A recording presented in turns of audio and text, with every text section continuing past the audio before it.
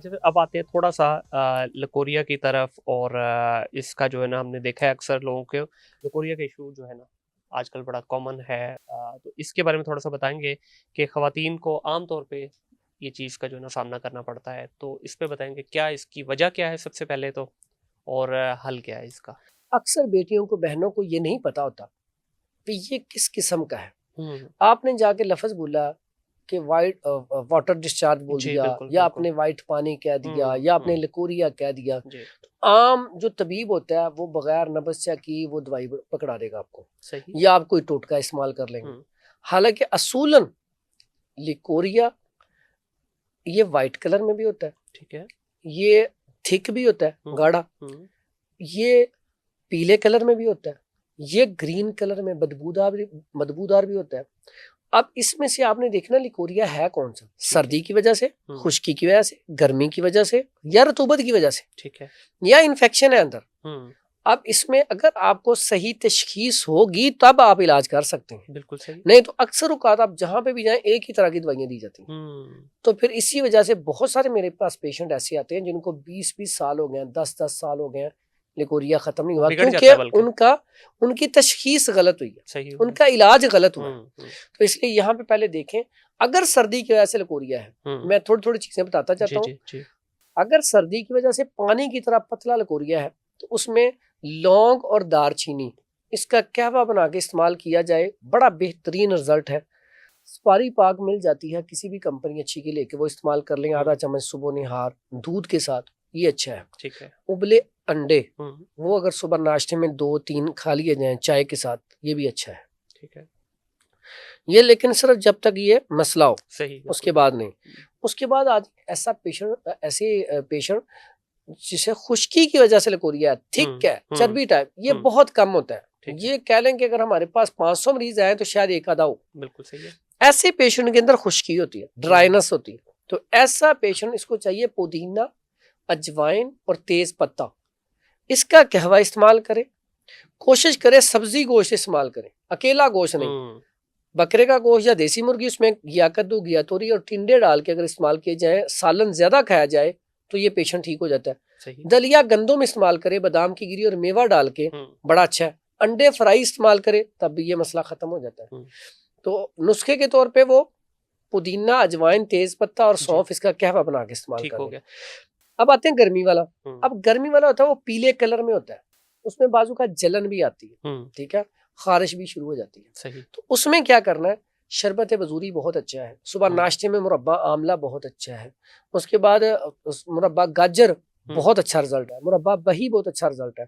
इसके साथ साथ शरबत बजूरी के साथ आप मक्खन जो है, मक्खन ब्रेड, इसका नाश्ता कर सकते हैं। तो ये सारी चीजें ऐसे पेशेंट के लिए अच्छी हैं। अगर वो इस्तेमाल करना चाहे कहवा, उसमें सौंफ है, जीरा सफेद है, सब्ज इलायची है और गाउजबान है। ये भी बड़ा बेहतरीन रिजल्ट देता है गर्मी के लिकोरिया में। ठीक है, इसमें धनिया और जीरा सफेद का बड़ा जबरदस्त रिजल्ट है। बिल्कुल सही है।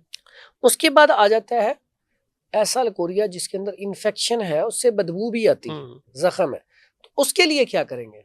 उसके लिए बड़ा बेहतरीन है कि आप ना रतूबत वाली चीजें बंद कर दें, जिसमें बहुत ज्यादा रतूबत है। इस्तेमाल क्या करना है, उसमें भी आपने पत्ती का कहवा बना के इस्तेमाल कर लें, उससे भी फायदा होता है। फिर इन्फेक्शन को खत्म करने के लिए आप अद्वियात इस्तेमाल करें, जिसमें असगंधना गोरी, जीरा सफेद और खुश्क धनिया, इसका पाउडर बना के भी इस्तेमाल कर सकते हैं, इसका कहवा बना के भी इस्तेमाल कर सकते हैं। और अद्वियात में अरके मको, अरके कासनी, ये 2 अरक, तीसरा अरके बजूरी, तीनों अरक इन्फेक्शन को खत्म करेंगे। साथ ही साथ इसी नुस्खे में आप हल्दी 50 ग्राम, मुलट्ठी 50 ग्राम, सौंफ 50 ग्राम, इसका फाइन पाउडर करके, इसका कैप्सूल भर के ये भी सुबह शाम इस्तेमाल करेंगे तो इससे अंदर की इन्फेक्शन खत्म होगी। क्योंकि जब इन्फेक्शन होती है उसकी निशानी ये है कि नाक के नीचे दर्द भी रहती है। तो इस वजह से जब तक वो जख्म खत्म नहीं होंगे ये लिकोरिया खत्म नहीं होगा। इस पूरे आप देखें लिकोरिया में तो मैंने सब एक बात कही है कि तशखीस सही होगी, इलाज सही होगा तो ये मर्ज ऐसे चला जाता है। अगर तशखीस सही नहीं है, इलाज सही नहीं है तो ये मर्ज बाजुका बहुत अरसा नहीं जाता। इसके नुकसान क्या है? कमर में दर्द, आंखों के नीचे हल्कों का पड़ जाना, चिड़चिड़ापन, गुस्सा, जिद, नकाहत, कमजोरी, हड्डियों का कमजोर हो जाना, ओवरऑल ये सारी की सारी बीमारियां इसी वजह से आती हैं। बिल्कुल ठीक है। तो इस वजह से इसका इलाज बड़ा जरूरी है। अच्छा हकीम साहब, इन चारों जो इकसाम है इनमें से सबसे खतरनाक कौन सा है और जो जिसमें ज्यादा टाइम लेती है? इन्फेक्शन होता है। इन्फेक्शन जिसमें वाला। इन्फेक्शन होता है ना, वो काफी देर ले जाता है। ठीक है। इसमें चूंकि बदबू भी आती है बाजू का, तो ये पेशेंट जो है ना, ये पेशेंट बेचारी ज्यादा परेशान होती है। और ये क्यों ज्यादा देर ले जाता है कि इसकी तशखीस गलत होती है, ठीक हो इसका इलाज गलत होता है। बिल्कुल सही है। तो इसलिए ज्यादा देर ले जाता है। तो ये मतलब जब आपने किसी भी तबीब के पास जाना है तो ये बड़ा जरूरी है कि आप सही इन्फॉर्मेशन पास ऑन करें ताकि आपका इलाज भी उसके मुताबिक किया जाए। इसमें ना हम अक्सर जो नुस्खा चलता है ना मार्केट में, सबसे ज्यादा मैं 2-3 चीजें बताता हूँ कि अगर आम लकोरिया है ना, तो उसमें माजू और माई और राल सफेद तीनों चीजें लेके इसका फाइन पाउडर करके 500 mg का कैप्सूल खाया जाए तो ये भी बड़ा बेहतरीन रिजल्ट है। लेकिन मैं फिर कहूंगा, तशखीस आप सही करवा के सही इलाज करवाएंगे तो बच जाएंगे, नहीं तो यही वबाले जान बन जाएगा। इसका इलाज गलत हो जाएगा तो फिर आपको ये नुकसान ज्यादा देगा। बिल्कुल ऐसे प्रलॉन्ग भी करती हैं चीजें, फिर नुकसान अलग से होते हैं, ये सबसे बड़ा प्रॉब्लम है। बिल्कुल। अच्छा, आजकल नौजवान बच्चों के अंदर हम देखें तो कमजोरी की बड़ी शिकायत की जाती है, और ये 3-4 साल के बच्चे से लेके 25-26 साल का बच्चा बड़ी कॉमन शिकायत कर रहा है। 2-4 दौड़ें लगा ली, उसके बाद जी दर्द शुरू होगी, कोई बाजू लेके बैठ जाएगा, कोई टांगे लेके बैठ जाएगा। और बड़े बच्चों में भी यही है कि हम अपने दौर में याद है, जिस तरह हम ऑफ कैमरा बात कर रहे थे कि भजन 6-8 घंटे स्पोर्ट्स ही चल रही होती थी, पढ़ाई चल रही होती थी, उसके अलावा कुछ नहीं था। आज का बच्चा सर आधा घंटा पौना घंटा अगर कोई साइकिल चला ले, कोई एक्सरसाइज कर ले, कोई खेल ले, उसके बाद अगले 2 घंटे उठने के काबिल नहीं होता। तो ये क्या वजह है? क्या हमारी खुराक ही इतनी नाकस हो चुकी हुई है कि उसका असर नहीं हो पा रहा, या इसके पीछे कोई और वजूहात है? सर खुराक का भी असर है जी। खुराक अगर है भी तो हम अपने बच्चों को देते नहीं है। देते भी नहीं और खालिश है भी नहीं। माजरत के साथ सबसे बड़ा यहाँ पे माँ बाप का कसूर है। सर जब आप बच्चों को मोबाइल पकड़ा देंगे जी, फिर खुराक में बच्चे ने कहा कि मैंने ये आज शलजम बने हैं, मैंने नहीं खाने आपने फौरी तौर पे उसे पिज्जा मंगवा दिया, पिज्जा, बर्गर, शवारमा, दही बल्ले, कुछ ना कुछ मंगवा दिया। आपने उसकी आदत बना दी जी। ऐसे ही है। अब क्या हुआ कि कुछ अर्सा आप उसकी ये ख्वाहिशात पूरी करते रहे, बाद में आप चाहते भी है ना उसे कि वो रुक जाए, तो वो नहीं रुकता। जैसे आम रूटीन में आपको चाय की आदत पड़ जाए तो चाय नहीं छोड़ते, तो खुशकी बढ़ती। इसी तरह बच्चों को जो आदत आपने लगा दे देंगे, हमारे माँ बाप ने हमें ये आदत लगाई नहीं। बिल्कुल ऐसी है। जब हमने कहा ना हमने ये चीज नहीं खानी, तो माँ बाप ने कहा नहीं खानी तो भूखे ही सो जाओ, हमारे पास तो यही है। तो हमने फिर क्या हुआ कि थोड़ी देर बाद वो चीज खाई, ठीक है, और हमारी आदत बन गई। अब बच्चों की आदत ठीक करें। दूसरा, हमारे माशरे में अब आबादी ज्यादा बढ़ने की वजह से, देखो हर जगह पे आबादी तो बढ़नी है, लेकिन शहरों में खास करके ये हो गया कि छोटे छोटे मकान है। अब देखें आप, बहुत सारे लाहौर में ऐसे शहर है, आप लाहौर में रहते हैं, तो एक ही घर में 3-3 फैमिलियां रह रही हैं। हाँ। अब एक घर है 3 मरले का, 3 पोर्शन है, तीनों रेंट पे हैं जी। ऐसे ही है। अब तीनों में जो लोग रह रहे हैं उनको धूप कितनी की मुयसर है? नहीं है। अब विटामिन डी किसमें है? सबसे ज्यादा, सबसे बड़ा सोर्स विटामिन डी का आज तक दवाइयों में हो ही नहीं सका, ना हो सकता है। हाँ। सूरज से बढ़ के विटामिन डी किसमें नहीं है। अब इतना बड़ा सोर्स है जिससे हम महरूम है। सबसे पहला काम, अगर हमारी हड्डियां मजबूत हैं तो हम सूरज की रोशनी में खेलते थे। बिल्कुल ऐसे। नमाज के बाद क्या होता था, सारे मस्जिद में सपारा पढ़ना, सपारा पढ़ के आना, आके अगर जो भी खेतों का काम है, अगर खेतों का नहीं भी है तो हमारी वॉक बड़ी होती थी जी। ऐसे ही माँ ने भेजना, चलो भी सब्जी लेके आओ, ये लेके आओ।